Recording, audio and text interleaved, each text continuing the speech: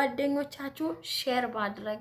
አንደኛ ቤተሰብ ኢትዮጵያ ልንሄድ ሲሆን እኛ ሴቶች ከአረብ ሀገር ሳምንት ሲቀረን ለአጎትና ለአክስት ደውለን ለእህትና ለወንድም ደውለን ለሰፈር ሰው ደውለን ደስታችንን እንነግራቸዋለን። ልንመጣ ነው እኮ አጎቴ ልመጣ ነው፣ አጎቴ ልመጣ ነው፣ አክስቴ እንላለን። ይህ ግን መሆን የለበትም። ለምን? አንደኛ እኛ ከአረብ ሀገር ወደ ኢትዮጵያ ስንሄድ አሁን ለምሳሌ አጎቴ ልመጣ ነው፣ ከዛ ምን ይለኛል? የሚለኝን ልንገራችሁ። ውየኔ ልጅ የከሌ ልጅ አወቅሻት? የከሌ ልጅ ሞባይል አምጥታለት፣ ምን የሚያክል ሞባይል! እንዴት ደስ እንዳለው! እመርቅሻለሁ ልጄ፣ ሞባይል ይዘሽልኝ ነይ። ውይ አጎቴ ምንም የለኝም። ኧረ እንደው አረብ ሀገር ርካሽ ነው አሉ። ኧረ አንድ ሞባይል ይዘሽልኝ ነይ፣ እኔ አጎትሽ ከሰው እኩል አድርጌ። የከሌ ልጅ የከሌ ላጎቷ እኮ የሚያክል ሞባይል ይዛለት መጣች። ኧረ እንደው ይህ የማን ድምፅ ነው? ያጎት ድምፅ። ልጅ አንቺዬ ያለሽን ገንዘብ እያማጥሽም ቢሆን እሺ በቃ አጎቴ ከቻልኩ ገዛልሃለሁ ትዘጊያለሽ። ከዛ በቃ ይቆይና ደግሞ ላክስት ያው ደስ ላጎቴ ደውዬ ወይ ላክስቴ ለምን አልደወለችልኝም ትለኛለች። ይሉንታ አያችሁ አይደል? ሄሎ አክስቴ ልመጣ ነው፣ ከነገ ወዲያ ልመጣ ነው፣ ትኬት ቆረጡልኝ፣ ደስ ብሎኛል፣ ላያችሁ ነው፣ ናፍቃችሁኛል። ይህ የማን ነው? የኛ የሴቶች የአረብ ሀገር ድምፅ ነው። አክስትየው ምን ትለናለች?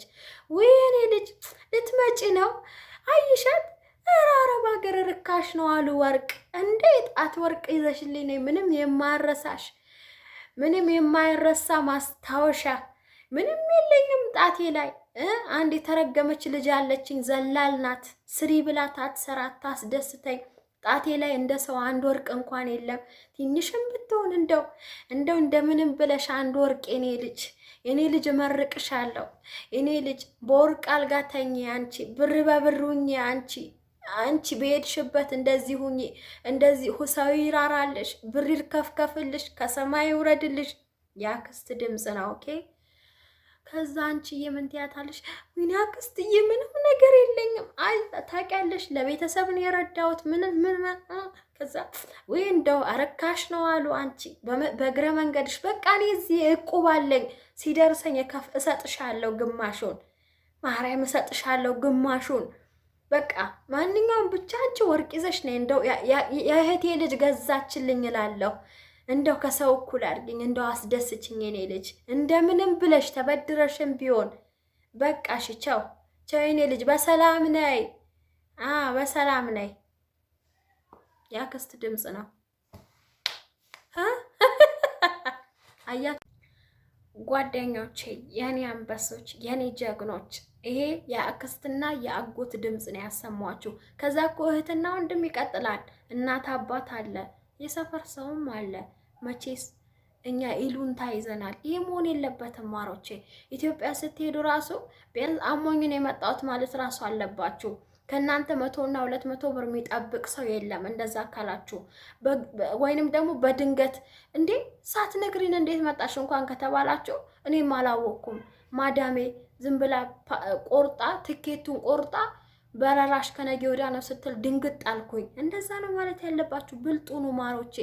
ኢትዮጵያ ከሄዳችሁ በኋላ ብር ይቸግራችኋል። ሳሙና መግዣ አይኖራችሁም። የአንዳንድ ሻይ ቡና እንኳን ውጭ የምትወጡበት እንኳን አይኖራችሁም። መዝናኛ አይኖራችሁም። ያማራችሁን ነገር የምትገዙበት፣ የምትለብሱበት፣ የምትበሉበት አይኖራችሁም።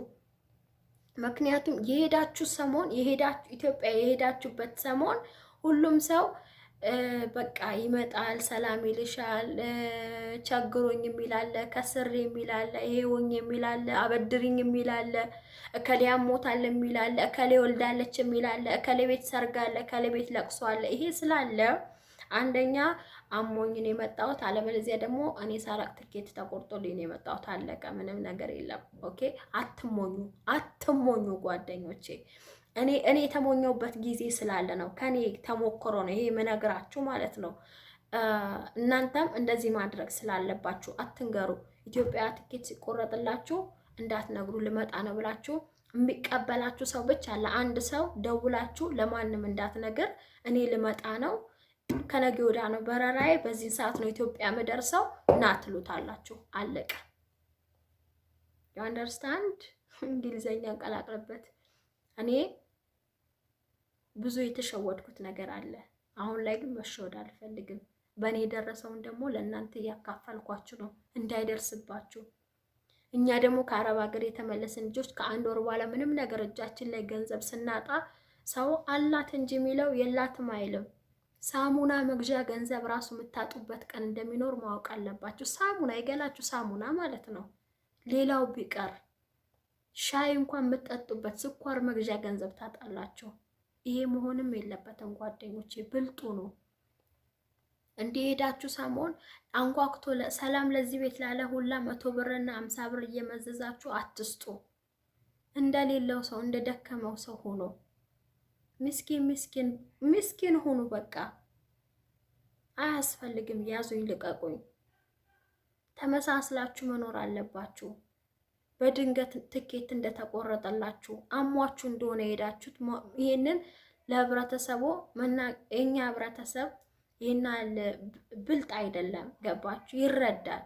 አሞኝ የመጣሁት ካላችሁ ከናንተ የሚጠብቅ ሰው ምንም ነገር የለም። የከሌ ልጅ አሟት ነው የመጣችው ነው የሚሉት። እንዲያውም ብርቱካንና ሙዝ ይዘው ነው የሚጠይቋችሁ። እውነቱን ልንገራችሁና እና ጢው አትበሉ። እንዳለው ሰውም አትሆኑ። ጎንበስ በሉ። እኔ መክራችሁ ይሄ ነው። በተረፈ ሁልጊዜ የምናገረው ነገር አለ። ለቤተሰብ ገንዘብ አትላኩ።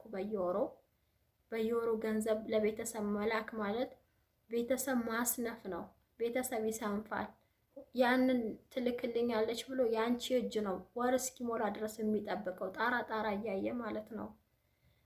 በየወሩ ገንዘብ የምትልኪ ከሆነ ደግሞ በቃ በሙሉ ኮንፊደንስ ያብር ያባክኑታል።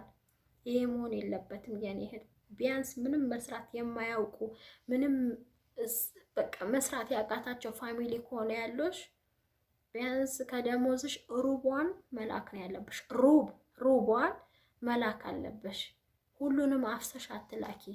እግርሽ ትሰበሪና ኢትዮጵያ ነው የምትሄጂው። የዛኔስ አንቺም የቤተሰብ ሸክም ልትሆኚ ነው። እንዲያውም ልታብጂ ነው። ብዙዎቹ አስፋልት ላይ የምናያቸው በየጸብሉ የምናያቸው ከዚህ የተነሳ ነው። ለቤተሰብ ገንዘብ ይልኩና ኢትዮጵያ ሲሄዱ በሆነ ችግር በሆነ አጋጣሚ ሲሄዱ ምንም የላቸው። የዛኔ ጣሽ ይላሉ። ምክንያቱም ከአንቺ ጋር አብራ የተሰደደችው የጎረቤትሽ ልጅ ቤት አላት፣ መኪና አላት፣ ቤት አላት፣ መሬት አላት፣ ብር አላት። እሷን ስታይ አንቺ ምንም የለሽም። ምን ይሆናል? ዩ ኮዚ ያ እና ከዚህ ሁሉ ምን ለማለት ፈልጌ ነው፣ በጣም ቤተሰቦቻችሁ ችግርተኛ ከሆኑ የእናንተን እጅ ከሆነ የሚጠብቁት ከምትቀበሉት ብር ሩቧን ላኩላቸው። 1000 ብር ከሆነ ደሞዛችሁ 250 ብር ለቤተሰብ ላኩ። በቃ የቀለባቸው ማለት ነው። በተረፈ ኢትዮጵያ ስትሄጂ የሚቸግራቸው ቤት የሌላቸው ቤት ስር የላቸው መስራት የሚችሉ እጅግር ያላቸው ቤተሰብ ግን ካለሽ ለምን ጫው ነግደው የዕለት ጉርሻቸውን አይሸፍኑም? ሰሚያለሽ? ለምን ቡና አይሸጡም? ገበያ ወጥተው የዕለት ጉርሻቸው ይሸፍኑ። ሁሌ ያንቺ እጅ እንዳይጠብቁ። የኔ እናት ስራሽን ታዩ፣ በፀሐያዩ ጋሽ ብርዳ ይብረድሽ፣ እቤት ቁጭ በይ እኔ እልክልሻለሁ የምትሉ ብዙ እህቶች አሉ። ይሄ ማለት የለባችሁም። ይሄ እያላችሁ ቤተሰብ አታስንፉ። እናንተ ነጊ በሆነ አጋጣሚ ትሄዳላችሁ። የዛኔ ማል ይረዳቸው ነው ወይንስ የሰው ኪስ ሊገቡላችሁ ነው? ወይንስ የእናንተን ገንዘብ ሲቀርባቸው ሊሞቱ ነው? ይሄ መሆን የለበትም። አትስሩ አትበሏቸው፣ ይስሩ።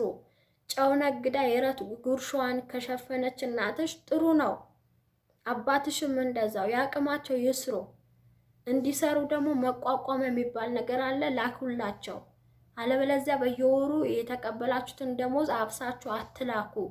ኢትዮጵያ ያሉ ማህበረሰብ ቤተሰቦቻችን አረብ ሀገር አያውቁትም እንዴት አድርገን እንደምናገኘው ገንዘብ። እንደዚህ እንዲያውም ቆሻሻ ዝባላ አውጥተን ነው የምንልክላቸው የሚመስላቸው ማለት ነው። እና የኔት መታመም አለ፣ መሰበር አለ፣ የሆነ ነገር መሆን አለ። ያን ኢትዮጵያ ነው የምትልክሽ። ማዳምሽ አንቺ ቁጭ አድርጋ ታስታምምም። ኢትዮጵያ ስትሄጂ ምንም ከሌለሽ አስበሽዋል? ቤተሰቦችስ ምን እንደሚሆኑ አስበሽዋል? ከሌለሽ ግን ማንም እንደማይፈልግሽ ታውቂያለሽ አይደለም? ቤት ዘመድ ወይንም ሰፈር የራስሽ እናት አባትሽ ራሱ ምንም ከሌለሽ አይፈልጉሽም። ይህንንም ወቂ፣ በግንዛቤ አስቀምጭ በጭንቅላትሽ። ሲኖርሽ ብቻ ያለውና የሌለው እኩል አይደለም። እንዲኖርሽ መጣር አለብሽ፣ ለህይወትሽ መጣር አለብሽ፣ ለወደፊቱ ማለት ነው። ለማንኛውም መሽቷል፣ እኔ ትንሽ ልተኛ። ነገ ጠዋት ነው የምነሳው። የነገ ሳይበለን ውዶቼ ማሮቼ። ታውቃላችሁ ስናገር እንትን እያልኩኝ ነው የምናገረው። በቃ እኔ ካየሁት ነገር በቃ ከጓደኞቼ ያየሁት ነገር ብዙ ነገር አለ፣ የደረሰባቸው ነገር ማለት ነው። እንዲህ ሽግግ ብሏቸው ኢትዮጵያን ለቀው ተመልሰው ለስደት ይዳረጉና በቃ ምንም እንዲህ ጥርብስብስ ያሉ ጓደኞች አሉኝ። እነሱን እያየው እኔ ራሴ ከደረሰብኝ ነገር እኔ ከዚህ ነገር እየተነሳሳው ነው። ለእናንተ ይሄ ነገር እንድታቁ ስለምፈልግ ነው። በቃ እንድትነቁ ልቦና ይስጠን። እኛ የዋሆች ነን። አረብ ሀገር የምንሰራ ልጆች ቸግረናል አንልም። የዋሆች ነን ሲበዛ ማለት ነው። መስማም ሰጭ እንደኛ ሰጭ ያለ መሰላችሁ? ማርያምን